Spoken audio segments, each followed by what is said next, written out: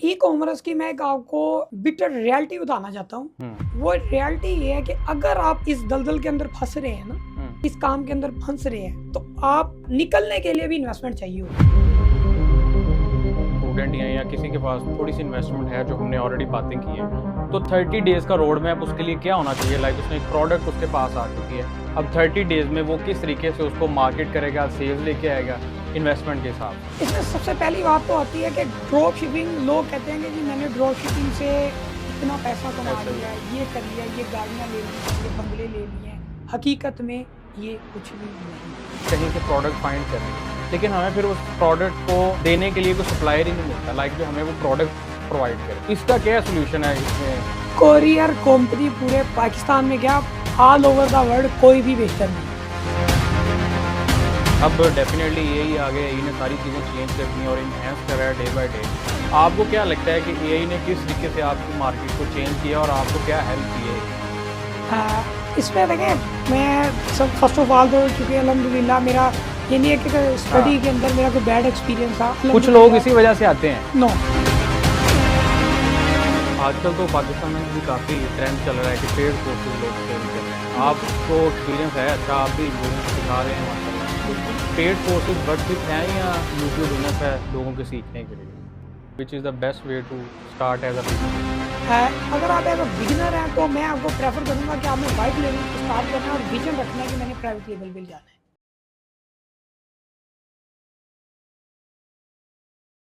अस्सलाम वालेकुम ख़वातीन हज़रात, वार्म वेलकम करते हैं आपको आज के इस पॉडकास्ट पे। बहुत सारे लोगों के क्वेश्चन भी आ रहे थे कि हमने शॉपिफाई के बारे में कोई पॉडकास्ट करें, अमेज़ॉन के बारे में कोई इन्फॉर्मेशन दें। आजकल ट्रेंडिंग में बहुत सारी प्रोडक्ट्स भी चल रही होती हैं और ख़ास तौर पर लोग जो इन्फ्लुएंसर्स हैं ड्रॉप शिपिंग के बारे में बात कर रहे होते हैं। तो आखिरकार आफ्टर अ लॉन्ग टाइम हमें एक्सपर्ट मिल गए हैं। मेरे दोस्त भी हैं जो कि पिछले कोई 3-4 साल से काम कर रहे हैं और वो इस फील्ड में एक्सपर्ट भी हैं। So without further delay, I would like to introduce my guest, Mr. Miraj साहब। First of all, sir, thank you so much आपके टाइम का। Welcome sir. कैसे हैं आप? अल्हम्दुलिल्लाह, आप सुनाइए। अल्हम्दुलिल्लाह सर। आजकल बहुत सारा मुझे भी क्वेश्चन आ रहे हैं, डेफिनेटली आप भी ट्रेनिंग दे रहे हैं, आपको भी लोगों के क्वेश्चन मसूल होते होंगे। अगर 2026 में किसी स्टूडेंट के पास 2 लाख रुपए है, तो वो किस तरीके से अपना शॉपिफाई स्टोर क्रिएट करके चला सकता है उसको? फर्स्ट ऑफ ऑल तो मैं बात करूंगा कि 2 लाख रुपए पे आपका कौन सा बेहतरीन मॉडल है जो आपके इन्वेस्टमेंट पे एप्लीकेबल है। ठीक है। इसमें हमारे पास 3 मॉडल्स आते हैं। नंबर 1 पे हमारे पास ड्रॉप शिपिंग, वाइट लेवल और प्राइवेट लेवल। लेकिन जो 2 लाख की इन्वेस्टमेंट है, इसमें से जो बेहतरीन मॉडल है और जल्दी स्केलेबल है और जल्दी प्रॉफिटेबल है, वो हमारे लिए वाइट लेवल का मॉडल है। ठीक है। लेकिन 2 लाख रुपए के अंदर ये 2 लाख रुपए जस्ट वो होने चाहिए जो जस्ट आपकी marketing and your inventory buying के ऊपर स्पेंड हो। इसके अंदर आपने किसी किस्म की भी सर्विसेज, अगर आप किसी से सीखते हैं या किसी बंदे से सर्विसेज लेते हैं, तो आपने वो इसके अंदर इंक्लूड नहीं करनी है। अगर मेरे पास 2 लाख रुपए हो आज के दिन और मुझे अगर एक ब्रांड लॉन्च करना हो, I will do work on white level. And white level के अंदर मैं जो मार्केटिंग स्टार्ट करूंगा, वो मैं सबसे पहले तो अपनी एक प्रोडक्ट कोई भी स्पेसिफिकली फाइंड करूंगा, अपनी एक वेबसाइट बनाऊंगा। वेबसाइट बनाने के बाद मेरे पास 2 ऑप्शंस आते हैं मार्केटिंग के। नंबर 1 पे मेरे पास टिकटॉक की आती है, नंबर 2 पे मेरे पास मेटा मार्केटिंग आती है। लेकिन अगर मेरे पास चूंकि 2 लाख रुपए का बजट है, तो इसके अंदर ऑलमोस्ट 1,20,000 से 30,000 रुपए की मैंने इन्वेंट्री बाइंग करनी है और 60 से 80,000 रुपए के ऑलमोस्ट मैंने एड स्पेंड करना है। ये एड स्पेंड अगर मैं सेल्स के ऊपर लेके जाऊंगा तो मैं अपनी प्रोडक्ट बेच नहीं सकूंगा। अच्छा। क्योंकि मेरे एल्गोरिथम को, चाहे मेटा है चाहे टिकटॉक है, उस पे रिजल्ट्स लाने के लिए मुझे पैसा ब्लीड करना पड़ेगा। ठीक है। ऑलमोस्ट 1 से 2 लाख रुपया सिर्फ मार्केटिंग पे ही ब्लीड करना पड़ता है, जो कि बिटर रियलिटी है जो लोग नहीं बताते हैं। अगर हमारे पास प्रोडक्ट भी अच्छी हो फिर भी इतने पैसे इन्वेस्ट करने पड़ते हैं। आपको अपना पिक्सल ट्रेन करने के लिए, पिक्सल बेसिकली आपका एक खाली कमरे की तरह है। ठीक है। जब आप उस पर जितना पैसा इन्वेस्ट करेंगे, उसने उतनी ज्यादा ऑडियंस को कैप्चर करना है। जितनी ज्यादा आपके पास ऑडियंस आती जाएगी, उतने ज्यादा बेहतर आपके पास रिजल्ट्स आते जाएंगे। स्टार्टिंग के अंदर आपका पैसा ब्लीड होगा ही होगा मार्केट के अंदर, आपकी मार्केटिंग के ऊपर। लेकिन इसके ऊपर जो बेहतरीन ऑप्शन निकलता है वो ये निकलता है कि मैं इसमें मेहनत तो ज्यादा है लेकिन प्रॉफिट्स बहुत ज्यादा है। वो कैसे है कि मैं इसके ऊपर इंगेजमेंट पे ट्राई करूंगा। अच्छा। इंगेजमेंट पे मैं मैसेजेस के ऊपर लीड्स लेके आऊंगा। पर डे ऑलमोस्ट मैं कोई 500 से 1000 रुपए का बजट दूंगा। अच्छा। इस पे मुझे जो लीड्स आएंगी ऑलमोस्ट वो 50 से 100 लीड्स आएंगी और उनका जो कन्वर्जन रेट होगा वो ऑलमोस्ट 5 to 10% होगा। जब उनका 5 to 10% कन्वर्जन रेट होगा तो मुझे जो एक एड कॉस्ट पर ऑर्डर जो सीपीए कॉस्ट करेगा, CPA stands for cost per acquisition, यानी कि मैंने जो एक ऑर्डर गेन किया उसके अगेंस्ट मैंने मेटा को या टिकटॉक को कितनी अमाउंट पे की है, वो मुझे गेन करने के अंदर ऑलमोस्ट 100 से 150 रुपया लगेगा। ठीक है। अब यहाँ पे अगर मेरा रिटर्न भी बढ़ जाएगा या फिर मेरी कैंसिलेशन भी बढ़ जाएगी या फिर मेरी प्रोडक्ट कामयाब नहीं भी होती है तो मेरे पास अगेन अपॉर्चुनिटी होगी कि मैं दूसरी प्रोडक्ट भी लॉन्च कर सकूंगा। ज़बरदस्त, आपने बड़े अच्छे एक्सप्लेन किए। वरना अदरवाइज जो हम यूट्यूबर या वैसे वीडियोस देख रहे होते हैं वो डायरेक्टली सिर्फ यही कहते हैं कि आपने सेल्स पर ही काम लेके आना है। देखिए, सेल लाना बड़ी बात नहीं है, बड़ी बात है प्रॉफिटेबिलिटी। ठीक है। सेल नो डाउट आप टिकटॉक पे मार्केटिंग करेंगे पहले दिन ही में भी आपको रिजल्ट्स आ जाए, लेकिन उस पे अगर वो सारे के सारे कैंसिल होते हैं, सारे के सारे रिटर्न आ जाते हैं तो आप प्रॉफिटेबल कैसे होंगे? हमने प्रॉफिटेबिलिटी की तरफ भागना है, हमने सेल्स के पीछे नहीं भागना। लोग जो आपको कहते हैं कि आप आए 2 लाख रुपए में आपका इंस्टेंटली आपको रिस्पांस देंगे, आपको बहुत जल्द आपका ब्रांड लॉन्च करवा देंगे, हकीकत में वो सिर्फ अपने चार्जेस गेन करना चाह रहे होते हैं। वो हकीकत में आपसे 50-60 हज़ार रुपया उन्होंने अपना लेना है, जो कि जिसमें वो आपको वेबसाइट दे रहे हैं, प्रोडक्ट दे रहे हैं, वो बता रहे हैं आपको, उनके अपने पैसे बनेंगे, बाद में आपको प्रॉफिट हो लॉस हो आपकी अपनी सर्दी। अच्छा, आपने बात की थी, बहुत सारे लोग बेसिक भी हैं जिनको यानी कि सिर्फ ड्रॉप शिपिंग का पता है। आपने बात की थी प्राइवेट लेवल की और वाइड लेवल की, अगर आप उसको थोड़ा सा एलैबोरेट कर दें ताकि ऑडियंस को जरा डिटेल में इसका बारे में पता चले। जी बिल्कुल। असल में मैं तीनों मॉडल्स को थोड़ा सा ब्यूरीफाई कर देता हूँ। इसको ब्यूरीफाई करने से पहले आपको ये जानना जरूरी है कि इन पूरे प्रोसेस के अंदर क्या क्या स्टेप्स इन्वॉल्व होते हैं। ठीक है। सबसे पहला स्टेप होता है कि मैंने एक वेबसाइट प्रोडक्ट हंट करने के बाद एक वेबसाइट बनानी है। नंबर 2 पे मैंने डिफरेंट प्लेटफॉर्म्स के ऊपर मार्केटिंग करनी है। नंबर 3 पे जैसे मार्केटिंग होने के बाद मेरे पास रिजल्ट्स आ जाते हैं, मैंने उस प्रोडक्ट को बाय करना है, सोर्सिंग करनी है। नंबर 4 पे मैंने डिफरेंट ऑपरेशंस के थ्रू उस प्रोडक्ट को डिलीवर करना है। लेकिन जो पहला मॉडल आता है जिसमें ड्रॉप शिपिंग जिसको लोग कहते हैं और ड्रॉप शिपिंग के नाम से जो मशहूर है, बिल्कुल, उस मॉडल में क्या होता है कि आप वेबसाइट भी प्रोडक्ट भी हंट करते हैं, वेबसाइट भी बनाते हैं, मार्केटिंग भी करते हैं। जो थर्ड वाला स्टेप है जिसमें आपने प्रोडक्ट को होलसेल के अंदर बाय करना है, वो आप बाय नहीं करते। वो आप किसी थर्ड पर्सन को या थर्ड पार्टी को कहते हैं कि मेरा ऑर्डर डिलीवर कर दे। अच्छा। जैसे ही वो ऑर्डर डिलीवर होगा आपको पेमेंट मिल जाएगी। तो वो ये मॉडल है ड्रॉप शिपिंग का। लेकिन जो वाइट लेवल का मॉडल है उसमें सेम प्रोसेस होता है, सेम प्रोडक्ट होती है, जस्ट डिफरेंस आता है कि जो काम किसी थर्ड पार्टी ने किया था, किसी थर्ड पार्टी के थर्ड कोरियर के थ्रू या थर्ड ड्रॉप शिपर के थ्रू आपने प्रोडक्ट डिलीवर की थी, उसको आप होलसेल के अंदर उठा के अपने गोदाम के अंदर रखते हैं और अपने ही अकाउंट ओपन करवा के कोरियर उसको डिलीवर करवाते हैं। ठीक है। नंबर 3 पे जो मॉडल, इसमें होता क्या है कि इसमें नो डाउट कि हमारी इन्वेस्टमेंट तो बढ़ जाती है। पहले मॉडल में जस्ट हमारी मार्केटिंग के ऊपर इन्वेस्टमेंट लग रही थी, दूसरे मॉडल में हमारी इन्वेंट्री बाइंग के ऊपर भी हमारी इन्वेस्टमेंट लग रही है। लेकिन इसमें होता क्या है कि जब हमारी अगर जो कॉस्टिंग बढ़ी है, चूंकि हमारी सोर्सिंग प्राइस ड्रॉप हो जाती है, हमारे प्रॉफिट मार्जिन इंक्रीज हो जाती है। नंबर 3 में मॉडल आता है प्राइवेट लेवल। प्राइवेट लेवल के अंदर सेम प्रोसेस होता है, लेकिन जो प्रोडक्ट होती है उसकी मैं अपनी ब्रांडिंग करता हूँ, अपनी मैन्युफैक्चरिंग करता हूँ। एक प्रोडक्ट जो हम इमेजिन कर लेते हैं, कोई भी XYZ एक प्रोडक्ट है जो मेरे पास चाइना से पहुंची है पाकिस्तान के अंदर। अब वो जिस बंदे ने प्रोडक्ट चाइना में मैन्युफैक्चरिंग की है उसने अपना मार्जिन रखा, जिस बंदे ने चाइना से पाकिस्तान के अंदर इंपोर्ट किया उसने अपना मार्जिन रखा, जिस होलसेलर से मैं बाय कर रहा हूँ उसने अपना मार्जिन रखा। लेकिन अगर प्राइवेट लेवल के अंदर क्या है कि ये सारे गैप्स को आप खत्म करते हैं, आप अपना मैन्युफैक्चरिंग यूनिट लगाते हैं, अपनी ब्रांडिंग करके उस प्रोडक्ट को बेचना स्टार्ट कर देते हैं। इसमें अगेन मेरी इन्वेस्टमेंट तो बहुत ज्यादा बढ़ गई, लेकिन मेरे मार्जिन्स भी, मैंने गैप्स को खत्म कर दिया लोगों को, और मैं डायरेक्ट मैन्युफैक्चरर से B2C तक मैं खुद डिलीवर करने लग गया। इसमें मेरे मार्जिन्स भी अगेन प्रॉफिट मार्जिन मजीद बढ़ जाते हैं। आपको क्या लगता है कि which is the best way to start as a beginner? अगर आप एज अ बिगिनर हैं तो मैं आपको प्रेफर करूंगा कि आपने वाइट लेवल से स्टार्ट करना है और विजन रखना है कि मैंने प्राइवेट लेवल पे जाना है।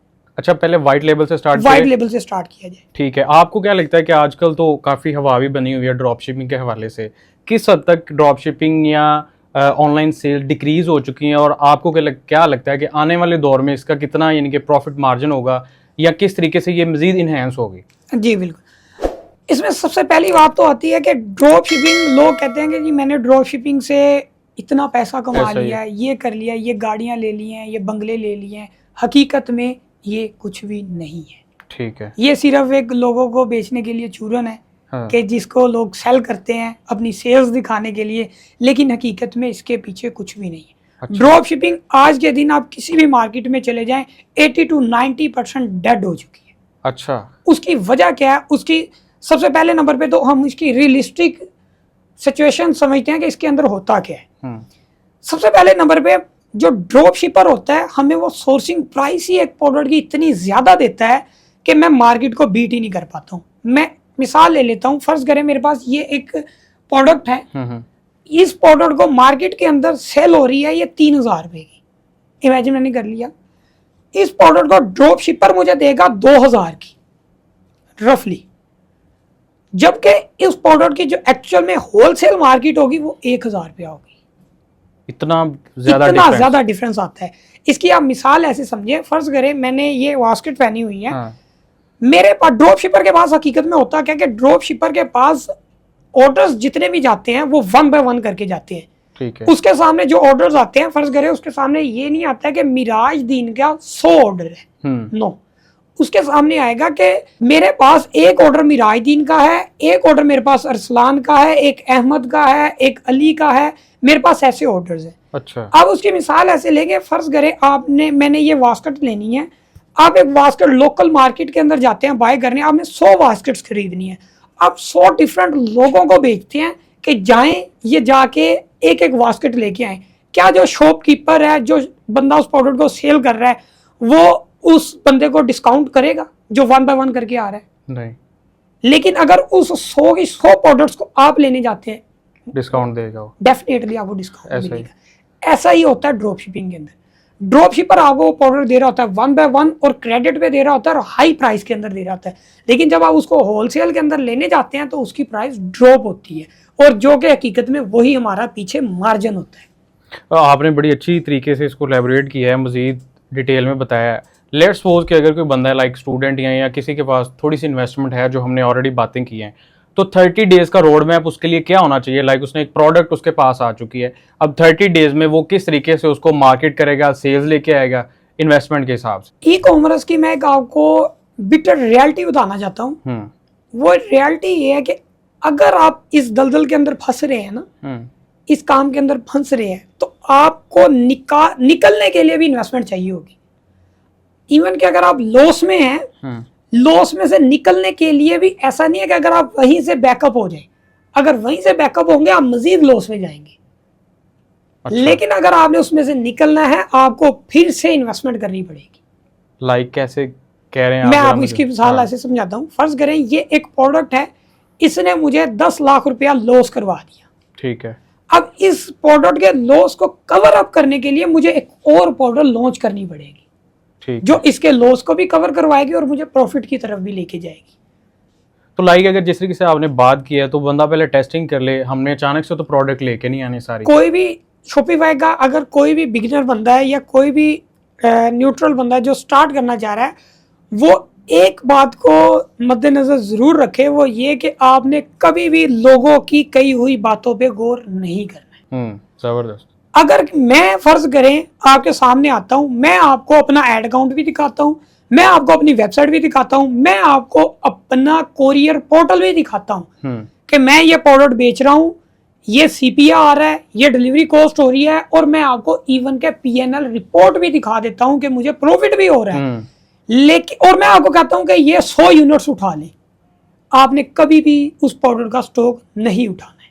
अच्छा। आपने उस प्रोडक्ट को अपनी वेबसाइट बनानी है, अपनी वेबसाइट के ऊपर आपने बजर्दे खुद टेस्ट करना है, उसको टेस्टिंग फेज से आपने निकलना है। आपने देखना आया कि वो प्रोडक्ट मेरे लिए भी चलती है या नहीं चलती है, आया कि जो कैलकुलेशन ये बंदा साहिब कर रहे हैं, मेरी प्रोडक्ट भी इसी कैलकुलेशन पे पूरी उतर रही है या नहीं उतर रही है।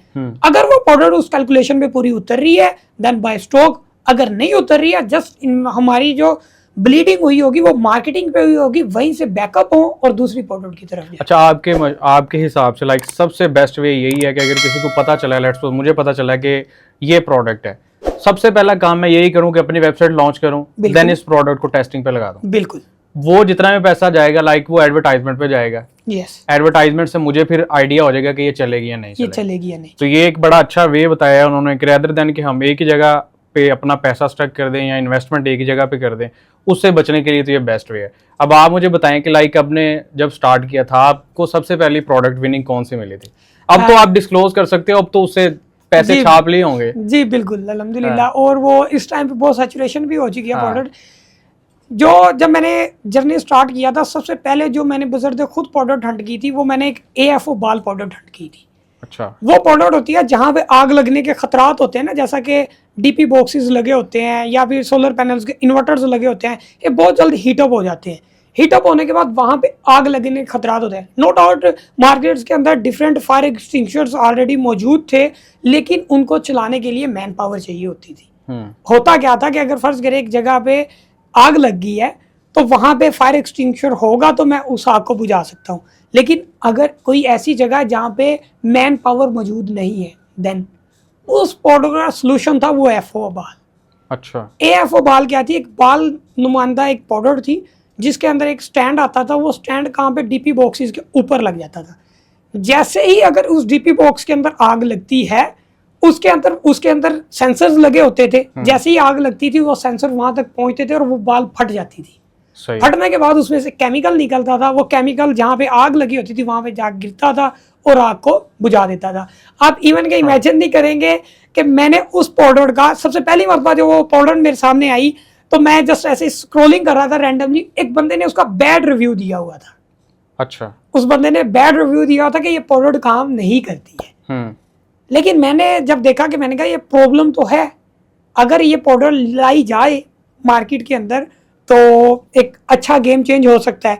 तो मैंने उसके अंदर डिफरेंट सप्लायर्स की या डिफरेंट लोगों की मैंने पाउडर्स को ट्राई किया। ट्राई करने के बाद उसमें से जो मुझे एक प्रोडक्ट जो जिस सप्लायर की मुझे प्रोडक्ट अच्छी लगी मैंने वो ट्राई की और उसने वाकई रिजल्ट्स दिए। अच्छा। फिर अल्हम्दुलिल्लाह उसका इतना बड़ा गेम चेंज हुआ कि वो 3000 की एक प्रोडक्ट थी और उसका एक एक ऑर्डर 3-3 लाख रुपए का भी जाता रहा है। तो आपने प्रोडक्ट जब फाइंड की, काफ़ी हर्डल्स आई होंगी, आपको मुश्किलात भी काफ़ी आई होंगी। सबसे जो मुझे लगता है पाकिस्तान में भी और जो लोगों को भी शिकायत होती है, मेरे इर्द गिर्द जो लोग ऑलरेडी काम कर भी रहे हैं, वो कहते हैं प्रोडक्ट लेट्स सपोज कि हमने ऐसा तैसा करके कहीं से प्रोडक्ट फाइंड कर लिया, लेकिन हमें फिर उस प्रोडक्ट को देने के लिए कोई सप्लायर ही नहीं मिलता लाइक जो हमें वो प्रोडक्ट प्रोवाइड करे। इसका क्या सोल्यूशन है इसमें? इसका सिंपल सा सोल्यूशन है, हर बंदा जो ई-कॉमर्स कर रहा है उसके बंदे के पास डेफिनेटली व्हाट्सएप ग्रुप्स और फेसबुक मौजूद है। ठीक है। फेसबुक के ऊपर डिफरेंट ग्रुप्स बने हुए हैं, सप्लायर्स के, इंपोर्टर्स के, एक्सपोर्टर्स के, मैन्युफैक्चरर के, डिफरेंट जो कि पूरे पाकिस्तान के वहाँ पे बैठे हुए हैं। जस्ट वो ग्रुप्स ज्वाइन करें, उन ग्रुप्स के अंदर जाके पोस्ट लगाएं। अच्छा। कि आई नीड प्रोडक्ट्स, इतने यूनिट्स चाहिए, इस जगह पे चाहिए। वहाँ पे आपको सप्लायर्स के लिंक्स मिल जाएंगे इजीली। उन लिंक से उन लोगों को कोलैब करें, उन लोगों को मिले फिजिकली जाके या मार्केट के अंदर उन लोगों की ऑथेंटिसिटी वेरीफाई करें। वेरीफाई करने के बाद आप अपने घर पे स्टॉक मंगवा सकते हैं। ये सबसे यानी कि इजीएस्ट और ऑथेंटिक वे है, लाइक आप कनेक्ट कर सकते हैं उसके साथ। आज से 3 साल पहले मार्केट के कुछ हालात और थे, यानी कि फेसबुक एडवर्टाइजमेंट थी या मेटा एड्स थे। अब डेफिनेटली यही आ गया, यही ने सारी चीज़ें चेंज कर दी हैं और इन्हेंस कर रहा है डे बाय डे। आपको क्या लगता है कि एआई ने किस तरीके से आपकी मार्केट को चेंज किया और आपको क्या हेल्प की है एआई ने? अगर मैं बात करूं वेबसाइट डेवलपमेंट के अंदर तो बिलीव मी, अगर आज से 3 साल पहले की मैं बात करूं तो एक वेबसाइट को जब उसका हमने लोगो डिज़ाइन करवाना है, उसके हमने बैनर्स डिज़ाइन करवाने हैं, जब हमने उसके लेआउट्स डिज़ाइन करवाने हैं, डिज़ाइन करवाते करवाते हमें एटलीस्ट एक प्रोफेशनल वेबसाइट बनाते बनाते 1 मंथ लग जाता था। अच्छा, पहले। लेकिन आज के दिन क्या है, शॉपिफाई ने भी इटसेल्फ अपना एआई इंट्रोड्यूस करवाया हुआ है। जस्ट उसके अंदर है क्या, मैंने फर्स्ट करे मुझे एक किसी भी वेबसाइट, रैंडमली वेबसाइट का एक लेआउट पसंद आया, स्क्रीनशॉट लिया, एआई को जाके दिया। इवन के मुझे इंग्लिश भी नहीं आती है, उसको उर्दू में मैंने जाके कहा, उर्दू भी नहीं आती है, मैंने पंजाबी में जाके उसको कहा कि मुझे ये प्रोडक्ट या ये लेआउट या ये पिक्चर या ये लोगो मेरे हिसाब से डिजाइन करके दो। उसने विद इन अ मिनट्स आपको हजारों डिजाइन दे देने। वहां से सिलेक्ट करें, सिलेक्ट करने के बाद जो काम मेरा महीनों के अंदर होता था एआई ने 1 दिन के अंदर कर दिया। तो एडवर्टाइजमेंट में क्या उसने हेल्प की है आपकी? एडवर्टाइजमेंट के अंदर अगर आप मार्केटिंग की बात करें तो मार्केटिंग के ऊपर आज से 2-4 साल पहले मार्केटिंग करना बहुत टफ काम था। हाँ ऐसा ही। और मार्केटिंग एक ऐसी प्रॉपर स्किल थी जिसके लिए लोग करोड़ों पे करते थे। सीआर्स के अंदर लोग पे करते थे एक अच्छी मार्केटिंग के लिए, क्योंकि सेल्स का यानी कि जो समझते हैं डिपेंड ही इसी पे करता था। डिपेंड ही पूरे का पूरा ई कॉमर्स 2 चीजों पे, एक प्रोडक्ट पे, नंबर 2 पे हमारा मार्केटिंग के ऊपर। मार्केटिंग तगड़ी है तो हम कुछ भी कर सकते हैं। और लेकिन आज के दिन क्या है, आज के दिन हर जगह पे एआई है। मेटा ने खुद स्मार्ट प्लस कैंपेन्स दी हुई हैं, टिकटॉक ने खुद स्मार्ट प्लस कैंपेन्स दी हुई हैं, वहां पे एआई ऑलरेडी बैठा हुआ है। पहले मैं अपनी ऑडियंस फाइंड करने के लिए कोई 5 से 10 कैंपेनें लगाता था, लेकिन आज के दिन क्या है, आज के दिन मैं जस्ट अपना क्रिएटिव अपलोड करता हूँ, अपना हुक देता हूँ, अपना मैं एड कॉपीज लगाता हूँ, हेडलाइन डिस्क्रिप्शन लगाता हूँ, with in 2 to 3 hours Meta या टिकटॉक इनका एआई इंट्रोड्यूस कर लेता है, इसका एनालाइज कर लेता है कि इस बंदे की क्या ऑडियंस है। और कोई टारगेटिंग करने की जरूरत नहीं है, जस्ट ब्रॉड पे हमने क्रिएटिव पे काम करना है, लैंडिंग पेज पे काम करना है, अपने हुक्स पे काम करना है, सिर्फ इन 3 से 4 चीज़ों पे काम करना है और हमें रिजल्ट्स आते ही आते हैं। हमारा एआई हमारी ऑडियंस तक हमारा क्रिएटिव खुद ले जाता है। आपका एक्सपीरियंस अच्छा है मार्केटिंग में भी। और सेकेंडली ये मुझे बताएं कि जो बिगिनर बंदा आता है वो फेसबुक एडवर्टाइजमेंट में सबसे ज्यादा पैसा बर्न किस जगह पे करता है? सबसे पहले नंबर पे जो बंदा आता है ना, उसको जैसे मैंने आपको पहले बताया, आज पहले तो क्या था कि हम टारगेटिंग के ऊपर लोग बहुत ज्यादा बजट ब्लीड करते थे, लेकिन आज के दिन टारगेटिंग चूंकि ऑलमोस्ट डेड हो चुकी है, तो आज के दिन भी लोग ब्लीड कर रहे हैं पैसा। लेकिन वो कहाँ पे करते हैं? वो करते हैं प्लेसमेंट्स के ऊपर। वो उन्हें पता ही नहीं होता कि मेरी रिलेटेड ऑडियंस किस प्लेटफॉर्म पे मेरे प्रोडक्ट को देखेगी। अच्छा, इसकी आप मिसाल एक ऐसे ले लें, मेटा की प्लेसमेंट्स के अंदर एक प्लेसमेंट आता है फेसबुक राइट कॉलम का। अच्छा, कोई भी मार्केट प्लेस है वो हमें जस्ट चार्ज करता है, उसने हमें रीच ला के देनी है। ठीक है। उस कोई भी प्लेटफॉर्म है, चाहे मेटा है चाहे टिकटॉक है, उनकी एडवर्टाइजमेंट पॉलिसी के अंदर पहली पॉलिसी ही ये है कि वो कहते हैं कि अगर आप हमारे ऊपर बजट स्पेंड करते हैं या हमारे प्लेटफॉर्म पे मार्केटिंग करते हैं, हम इस बात की गारंटी नहीं देते हैं कि आपको सेल आएगी। आगे पैसे ब्लीड हो ना हो हमारा इससे गर्ज नहीं है, लेकिन इस बात की गारंटी देते हैं कि अगर आपको रीच आएगी तो हम आपको पैसे चार्ज करेंगे, अगर रीच नहीं आएगी हम पैसे चार्ज नहीं करेंगे। अब इसकी मैं मिसाल आपको ऐसे दे रहा हूं कि फर्ज करें आपने फेसबुक के ऊपर आप जब भी स्क्रॉलिंग करते हैं या वीडियोस देखते हैं जो बहुत लेंथी वीडियो होती है, उसके आपने राइट कॉलम के ऊपर एक छोटा सा ऐड चल रहा होता है, देखा होगा आपने। ऐसा ही। उस ऐड के अंदर होता क्या है, वो असल में फेसबुक राइट कॉलम का ऐड है। अच्छा, अब फेसबुक ने मुझे चार्ज करना है जस्ट रीच के लिए। आपने कभी उस ऐड पे गौर की है? नहीं, कभी भी गौर नहीं होती उस ऐड पे। लोग उसको वैसे इग्नोर करते हैं, अगर चलता भी है तो चलता रहे, क्योंकि एक छोटा सा बटन तो वो होता है। ऐसा ही। अब मुझे मार्केटिंग प्लेस चार्ज कर रहा है कि मैंने सिर्फ रीच के पैसे चार्ज करने हैं। जो बंदा वीडियो देख रहा है वो तो पूरी वीडियो देख रहा है, वो उसकी भी देख रहा है और ऐड की भी देख रहा है। मेटा को लग रहा है कि यहाँ पे इसकी रिलेटेड ऑडियंस है, ये सारे का सारा बजट जितना भी था उठा के इस प्लेसमेंट पे लगाओ।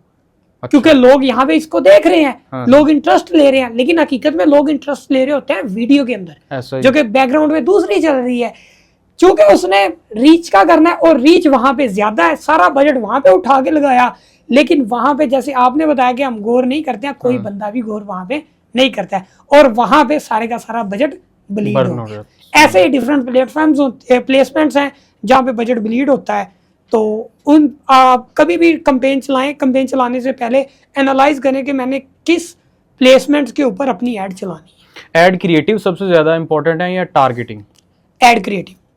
लाइक उसमें क्रिएटिव से आपको लगता है कि रीच आपकी उन लोगों तक सही पहुंचती है? बिल्कुल पहुंचती है। क्रिएटिव ऐड कितना लाइक आपको डिपेंड करता है आपकी प्रोडक्ट के हिसाब से? अगर आपकी प्रोडक्ट, सबसे पहले तो देखें जो पूरी कॉमर्स की कह लेंगे जो सबसे स्ट्रॉन्ग मेंबर है वो प्रोडक्ट है। अच्छा, प्रोडक्ट है तो बिकेगा, प्रोडक्ट है तो मार्केटिंग है, प्रोडक्ट है तो प्रॉफिट है, सारी चीजें। और इवन मैंने यहाँ तक भी देखा है प्रोडक्ट अच्छी होती है लेकिन उनके क्रिएटिव कुछ हिसाब से परफॉर्म नहीं कर रहे, लेकिन फिर भी बिकती है।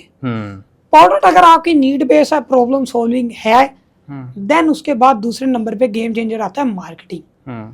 मार्केटिंग के ऊपर अगर आपका क्रिएटिव अच्छा है, मैंने जैसे आपको पहले भी बताया कि आज से 2-3 साल पहले टारगेटिंग थी, टारगेटिंग मैटर करती थी, लेकिन आज के दिन टारगेटिंग मैटर नहीं कर रही। आज के दिन सिर्फ हमारा क्रिएटिव और उसके हुक्स पॉइंट्स और उसमें दी गई ऑफर्स, आफ्टर 2 to 3 आवर्स हमारा मेटा टिकटॉक एनालाइज कर लेता है कि इसकी क्या ऑडियंस है, इस क्रिएटिव का, मैंने किन लोगों तक ये क्रिएटिव दिखा। इवन हम भी कोई वीडियो देख रहे हो तो हमें उससे रेलेवेंट वीडियो दिखाना स्टार्ट कर देता है।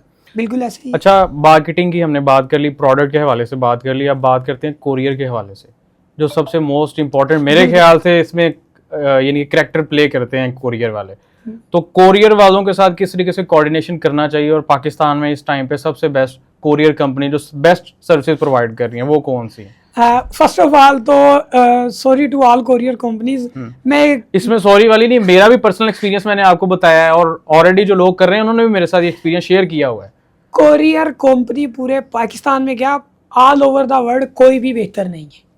ओवर द वर्ल्ड नहीं सही, कोरियर कोई भी बेहतरीन नहीं, लेकिन किसी कोरियर में कम कमियां हैं, किसी में ज्यादा कमी है। उन कमियों को हमने देख के, आज के दिन अगर पाकिस्तान के अंदर मैं बात करूं तो मेरे पास जो बजरदे खुद भी मैं कोरियर यूज करता हूं, मैं 2 कोरियर यूज करता हूं। नंबर 1 पे मैं पोस्टक्स को मेजरली यूज कर रहा हूं, और नंबर 2 पे मैं इंस्टागो को यूज कर रहा हूं। इंस्टा को जस्ट मैं यूज कर रहा हूं क्योंकि वो थर्ड पार्टी है, नो डाउट उसके रेट्स ज्यादा हैं, लेकिन मैं उसको सेल्फ कलेक्शन के लिए यूज कर रहा हूँ। और मेजरली जो मैं यूज कर रहा हूँ वो पोस्टक्स यूज कर रहा हूँ। आपको क्या लगता है कि अभी रिटेल रेशो क्या है आपकी, जो प्रोडक्ट्स जा रही हैं मल्टीपल क्लाइंट्स के साथ आप काम करें, तो इन 2 कंपनीज का क्या कंपैरिजन है दूसरी कंपनीज के साथ? जो दूसरी कंपनीज है ना, देखिए जैसे लेपर्ड है ना, लेपर्ड नो डाउट एक इंटरनेशनल कंपनीज है। इवन के किसी कोरियर कंपनी के अपने जहाज नहीं है, लेपर्ड के और DHL के हैं। इतनी बड़ी कंपनी है, लेकिन फिर भी क्यों रिकमेंड नहीं की? उसकी वजह ये है कि इन कोरियर्स का रिस्पॉन्स डिले है। CS सपोर्ट नहीं है इन कोरियर्स की, इन कोरियर्स का प्रॉपर मैनेजमेंट नहीं है, और अच्छा बड़ा बिजनेस भी चल रहा है, और रिटर्न रेशो की वजह से बिजनेस सारा बढ़ जाता है, सारे का सारा हमारा लॉस में जा सकता है। स्टूडेंट्स को आप क्या देंगे पैगाम, लाइक के जो वो स्टडी की तरफ ही अपना आप फोकस रखें, क्योंकि जिस तरीके से इन्फ्लुएंसर्स हमारे माइंड को शिफ्ट कर रहे हैं, कुछ लोग जो पर्सनली मैं भी जाता हूँ, मेरे पास भी यहाँ पे लोग इंटर्नी आते हैं सीखने के लिए डिफरेंट टाइप्स की चीज़ें, लाइक SEO हैं या जितनी भी सर्विसेज हैं। आप क्या प्रेफर करते हैं? आपका अच्छा एक्सपीरियंस है, और टू बी ऑनेस्ट ये मिराज भाई टॉपर रहे अपने कॉलेज के माशाल्लाह, और स्टडी में अभी तक भी अच्छे ही हैं, तो आपने क्यों ज़रा वो थोड़ा सा स्किप करके इस तरफ आने की सोची? और सेकेंडली लोगों को क्या मशवरा देंगे जो स्टूडेंट्स हैं कि वो पहले स्टडी कंप्लीट कर लें या बिजनेस की तरफ आ जाएं? इसमें देखें, मैं सब फर्स्ट ऑफ ऑल तो चूँकि अल्हम्दुलिल्लाह मेरा ये नहीं है कि स्टडी के अंदर मेरा कोई बैड एक्सपीरियंस था। कुछ लोग इसी वजह से आते हैं। नो, मैं अल्हम्दुलिल्लाह अपने स्कूल का भी टॉपर था और कॉलेज का भी टॉपर रहा हूँ अल्हम्दुलिल्लाह। लेकिन इसके अंदर जब मार्केट को एनालाइज करके देखा गया ना, यहाँ पे MPhils वाले, यहाँ पे BS वाले, बैचलर्स डिफरेंट, यहाँ पे इवन के PhDs वाले डिग्रियां लेके घूम रहे हैं। लेकिन ये नहीं है कि उस डिग्री की वर्थ नहीं है, उस डिग्री की भी वर्थ है। उसी फील्ड के अंदर आपको लाखों बंदे मिल जाएंगे जो लाखों कमा रहे हैं, उसी फील्ड के आपको लाखों बंदे मिल जाएंगे जो लाखों लॉस कर रहे हैं। डिपेंड करता है उस बंदे पे, करने वाले पे, कि उसने उस फील्ड को कैसे किया। नो डाउट स्टडी की अपनी जगह एक वर्थ है, इस फील्ड की या एक स्किल की अपनी जगह वर्थ है आज के दिन। लेकिन अगर आपने काम करना है तो आपके पास जस्ट स्टडी इनफ नहीं है, आपके पास स्किल होना बहुत जरूरी है, बहुत जरूरी है। पार्ट टाइम भी कर सकते हैं इसको? पार्ट टाइम बिल्कुल किया जा सकता है, पार्ट टाइम। कुछ लोग तो कहते हैं कि हम जॉब स्टार्ट कर रहे हैं, मैंने अपना ही बिजनेस स्टार्ट करना है। मैं पर्सनली आपको जानता हूँ, आपने पहले जॉब की, ग्राउंड रियलिटीज को समझा। बिल्कुल। आपको क्या आप लोगों को क्या सजेशन देंगे कि जिनके पास पैसा तो डिफरेंटली लोगों के पास होता भी है, कुछ लोग इन्वेस्ट कर भी देते हैं, लेकिन आपको क्या लगता है कि उनको पहले जॉब करनी चाहिए या स्टार्टिंग से वो बिजनेस की तरफ आ जाए? नो, ये सबसे बड़ी गलती है कि अगर मुझे, आप इमेजिन करें, अगर मैं एक मार्केटर हूँ या फिर मुझे एक एजेंसी ओनर हूँ और मुझे पता ही नहीं है कि मैंने एक कोरियर कंपनी का अगर एक ऑर्डर डिलीवर करवाना होता है तो उसका एड्रेस कैसे लेना है।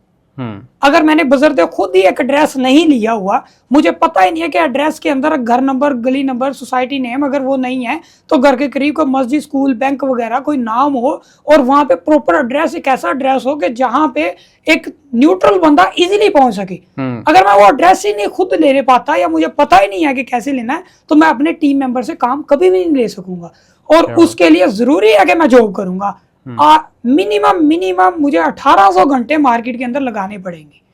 स्टार्टिंग के अंदर, ताकि मैं उस बिजनेस की ग्राउंड रियलिटीज देख सकूं। मार्केट में हमेशा हमारे सामने लोग आते हैं, जस्ट वो लोग हमारे सामने आते होते हैं कि जो सक्सेसफुल है।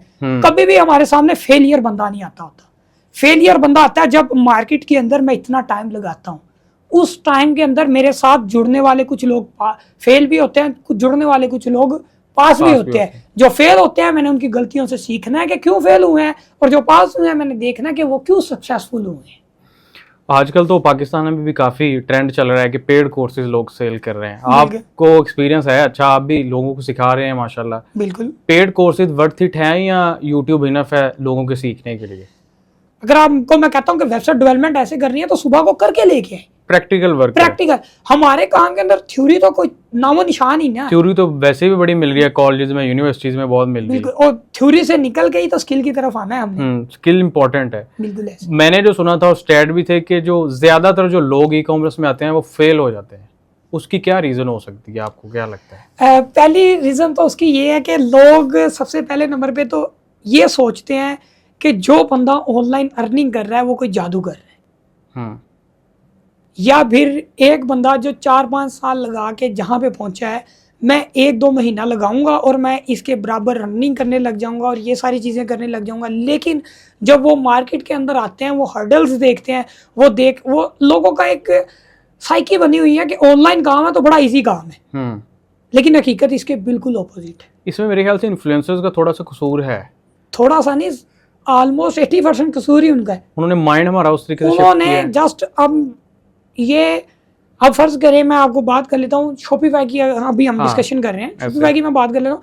मैं आपको बाहर कह रहा हूँ कि हमने जस्ट एक प्रोडक्ट ब्रांड की एक वेबसाइट बना दी, मार्केटिंग कर दी, सोर्सिंग की, ऑर्डर डिलीवर कर दिया। सुनने में तो मैंने 10 सेकंड के अंदर आपको एक्सप्लेन कर दिया। लेकिन जब हम एक प्रोडक्ट ही ढूंढने बैठोगे ना, मेरे महीना लग जाएगा, प्रोडक्ट ही नहीं मिलेगी। ऐसी प्रोडक्ट जो लाखों कमा के दे। अच्छा, वेबसाइट बनाने जाएंगे, वेबसाइट के अंदर इतने ग्लिचेस आएंगे, मैं कहूँगा यार क्या चीज़ है ये, इससे निकले। लोगों की साइकी बनी हुई है कि इसके अंदर शॉर्टकट्स है। शॉर्टकट्स नहीं है, इसके अंदर भी मेहनत है, लेकिन ये है कि ये जल्दी काम स्टेबल हो जाता है एज कम्पेयर टू फिजिकल काम। एट द एंड आप हमें बताएं, जो यंगस्टर हैं हमारे, कोई ऐसा 3 वेज बताएं कि अगर वो स्टार्ट करना चाह रहे हैं रियलिस्टिक वे में। अगर एक बिगिनर है और वो स्टार्ट करना चाह रहा है, उसको जीरो नॉलेज है ई कॉमर्स का, जीरो नॉलेज है ऑनलाइन अर्निंग का, उसके लिए मैं प्रेफर करूंगा कि सबसे पहले तो वो अपना माइंड बनाए कि वो किस इंडस्ट्री के अंदर या किस प्लेटफॉर्म पे काम करना चाहता है। ठीक है।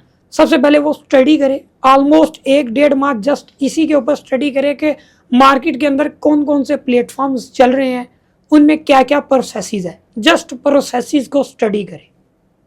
स्टडी करने के बाद जो लोग सक्सेसफुल हैं उन लोगों से मिले। फर्स्ट स्टेप ये, जस्ट लोगों से मिले और लोगों से जाने के लोग क्या क्या कर रहे हैं। सेकंड स्टेप है कि वो बंदा मार्केट के अंदर 1800 घंटे लगाए। अच्छा, मिनिमम, ताकि वो उस इंडस्ट्री की या उस प्रोडक्ट की ग्राउंड रियलिटीज को जान सके। उस प्रोडक्ट के अंदर ग्लिचेस आते हैं, उस प्रोडक्ट के अंदर प्रॉब्लम्स जितनी भी आती है, उन सबको वो स्टडी कर सके। जब वो स्टडी कर जाए, थर्ड उसके पास ऑप्शन होनी चाहिए कि जब वो बिजनेस स्टार्ट करे अपना, या अपना जब भी काम स्टार्ट करे, तो उसके पास एटलीस्ट बैकअप के लिए 1 साल होना चाहिए।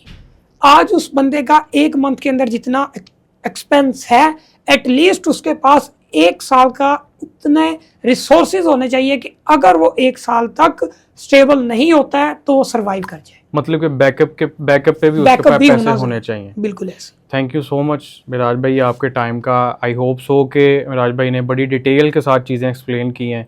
मुझे खुद नहीं था आइडिया इतनी चीज़ों का, लाइक बेसिक चीज़ें पता थी जो हमारी परसेप्शन लोगों ने बनाई हुई थी कि चीज़ें बड़े हलवे तरीके से हमारे सामने पेश की जाती थी। लेकिन होप्स हो कि आपको बहुत सारी चीज़ें अंडरस्टैंड हो जाएंगी। तो मिलते हैं इंशाल्लाह नेक्स्ट पॉडकास्ट में, तब तक के लिए अल्लाह।